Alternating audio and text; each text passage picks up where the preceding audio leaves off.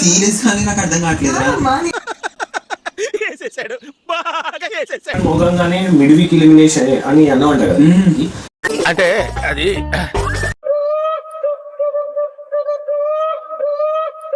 Unknown మీ మళ్ళీ అర్థం కాలేదు. నా లోకల్లో నేను ఉంటారా, నాకు అదే ప్రాబ్లము. చూసారా సార్ డబుల్ యాక్షన్. పొంటెంట్ అంతా తెలివితేటలు నాకు లేవు. నేను ఎట్లా ఉంటానో వెళ్ళిపోతున్నా బ్రెయిన్. ఏంటి మమ్మీ ఎవడు నేను పాటలు వాడా, రూల్స్ బ్రేక్ చేయరా. మీరు కూడా తొందర లైట్స్ ఆఫ్ అని వెళ్ళి పడుకోండి. రేపు పొద్దున ఏం ట్విస్ట్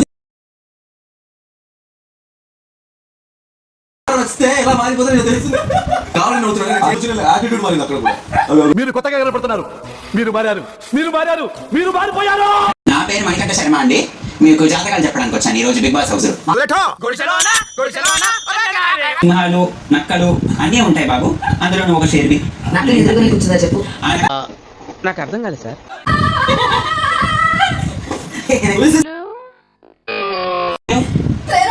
కాస్త కొంచెం మొహ కడికలు చూస్తాను, కొంచెం తిప్పమాది. రెడీ. సారీ చీజ్ కి దగ్గరలో వచ్చేసి నాకు దొరకట్లేదు. అదే నా పెద్ద సమస్య. అది అవదమ్మా. చిన్న పిల్లలు ఎక్కడ చెప్పమా. Intelligent fellow. నీ అల్లరి ఇలానే కొనసాగిస్తూ ఉండు. నీ అల్లరే నిన్ను కాపాడుతుంది. థ్యాంక్ యూ శర్మ గారు. ఏంటి మమ్మీ ఎవడు థ్యాంక్ యూ శర్మ గారు. నమస్కారం. మీకు నేను ఇస్తున్నాను నా ప్లాటినం రింగ్. ఎంతో కొంత తీస్తే పెట్టు. తీసుకో, పండగ తీసుకో. కళ్యాణ ప్రాప్తి రస్తు. Thank you. ఏంటి బాబా అన్న ఇంకోసారి ఇన్ఫ్లుయెన్స్ అవుతున్నాడు ఎక్కువ.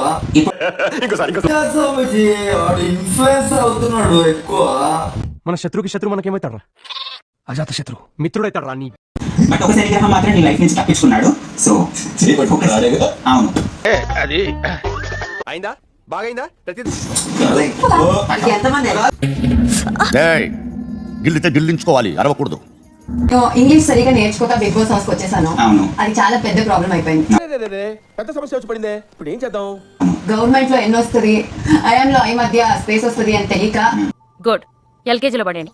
నెక్స్ట్ సింగల్ గానే ఉండిపోతానా లేదా వైల్డ్ కార్డ్ ఎంట్రీలో ఎవరైనా మంచి హ్యాండ్సమ్ అంక్ వస్తారా? హంక్ అంటే వాడు బంక్ అవుతాడమ్మా నీ దగ్గర. చెండాడే టైపు నువ్వు. నీ ముందు ఎవరు ఆగరు.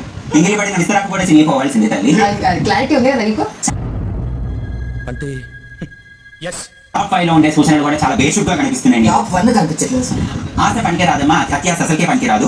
అతిగా ఆశపడే మగవాడు అతిగా ఆవేశపడి ఆడది సుఖపడినట్లు చరిత్రలో లేదు.